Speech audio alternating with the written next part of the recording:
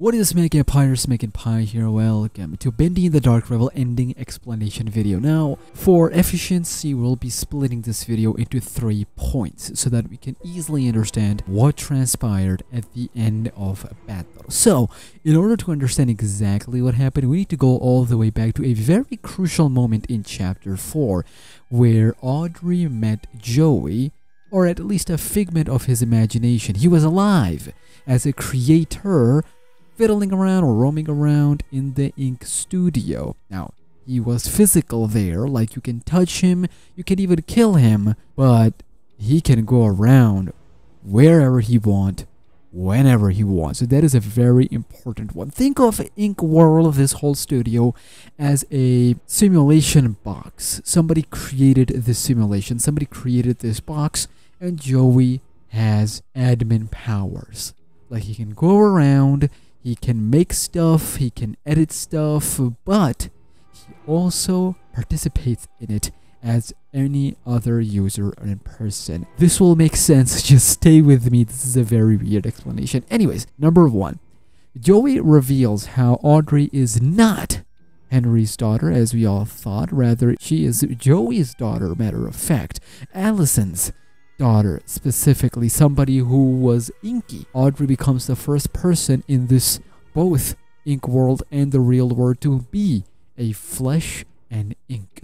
She's not flesh and blood, she's flesh and ink. That's a very interesting thing, and we'll get to that in the end. So now that we've established that Joey can go around wherever Audrey is, and that in the real world he died. At the very beginning of the game, it is revealed that Joey died. One of his close friends, Nathan Arch, buys whatever's left of Joey Drew Studios assets and, tries to build up its image, reputation in order to, invest in everything that Joey had built. Now, Wilson specifically had other ideas. They stumble on the ink machine, they see the rituals, and then the whole world unravels. All of this whilst Henry's cycle is also going at the same time, which is why I'm not tackling the entire story. I'm just, touching specific points. Now, we got all of that covered. Let's get to the ending.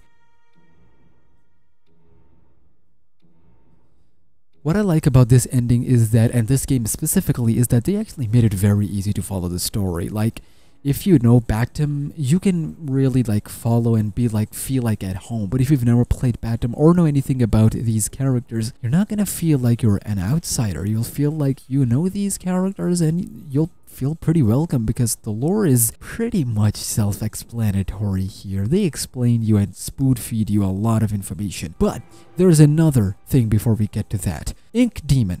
Everybody talks about Ink Demon. It is revealed in one of the audio logs that Wilson, to keep control, to keep order in the studio and its city parts and whatnot, he basically made a deal with the gang, the most vicious and violent gang members called the Keepers. What they do basically is that they help Wilson keep order. So whoever is out of line, not following order, not staying in line, they take care of it. We've seen the Keepers. They're not friendly bunch. It's a mess out there. Maybe in the future I'll discuss and explain all of these, factions. It's a very cool thing to have factions. As for Ink Demon, it is revealed in one of the logs that after the cycle that was, started by Henry and Joey, it was revealed that once Nathan Arch and all these other people came over and started to see the ink machine and whatnot and the ink world, in order to keep a leash, and in order to, because, they had nearly everything in control except the Ink Demon, the Keeper come up with this fascinating stuff. TLDR, that they create this Baby Bendy. Now, Baby Bendy was a way to keep the Beast Bendy in control. So for the most part, you will have Baby Bendy, and inside of him you would have the Beast captured. But since he is a Baby Bendy, he would have sometimes issues controlling his own emotions and whatnot, and then the Beast Bendy would pop up, as we've seen throughout the games. That is why you don't see him every now and then. Every now and then Beast Bendy would take over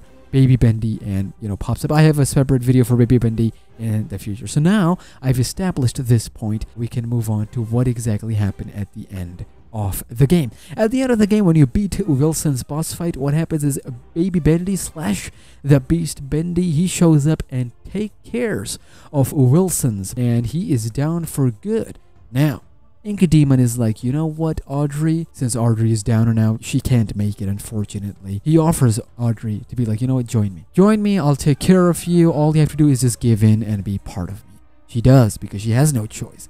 And when she does, it's nearly over until Joey himself shows up. At this point, Audrey is the Ink Demon with Ink Demon. Now, Joey Drew shows up, talks about how, you know, he knows that the daughter he loves, that the one he created with the ink Allison and whatnot. He goes on this monologue. Unfortunately, the Ink Demon kills Joey or whatever's left of him. We'll talk about him at the end, but this was the end of whatever there was left of Joey Drew. So Joey Drew died twice in this game. One at the beginning through the notes and whatnot and the tapes. One in front of us. This pumps Audrey. And she's like, you know what, Ink Demon, you know what, Beast? You've unlocked a rage in me. Something that Ink Demon was counting on anyway, because that powered the Ink Demon physical body. And then Joey, before dying, hands the final reel, the same reel that Henry used in the BATDR Chapter 5 to end this cycle, to end that specific cycle, before starting it all over again. And here, Joey hands his daughter the end reel, the film reel, to end this cycle, to end all of this violence, to stop this madness.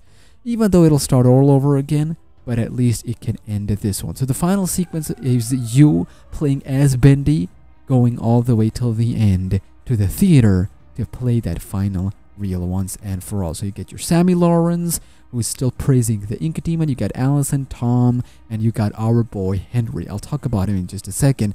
So you made it till the end. You play the reel, and that's the end of this specific cycle. The cycle that we've been playing from the beginning of this game till the end. It throws us back to the real world now. So she goes on a monologue. We see a rather abandoned and an apocalyptic world, apocalyptic real world. Remains of Joey Drew's house.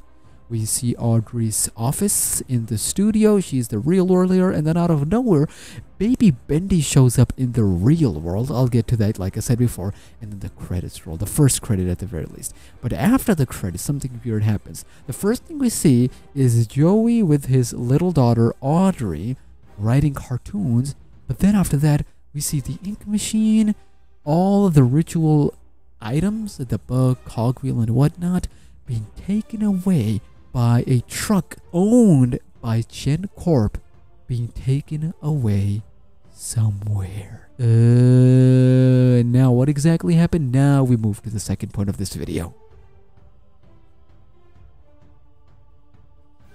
Now it's pretty self-explanatory here, ladies and gentlemen. After the ending, after showing Ink Beast, Ink Demon his final reel, the cycle ends. But the good thing is, the cycle ends, Audrey goes back to the real world with the revelation that she's both flesh and ink. She's byproduct of two worlds. She can now go back and forth between the two. She mentions openly how the cycle is still going, but she can help her friends from the outside every now and then, here and there. So now we talk about the two worlds. The two worlds have been set up perfectly. Perfectly, ladies and gentlemen. We've played in both worlds. We played in the beginning the real world, and then we played the ink world throughout the game. We've already seen the ink world. I want to talk about the real world. Gent Corp and Archgate Pictures. Now they know, well, they've been new, but now we know the potential of this. The whole time prior to the release of BATDR, we talked about, please help end this cycle. Please help end this time loop. By the end, what do we learn, ladies and gentlemen?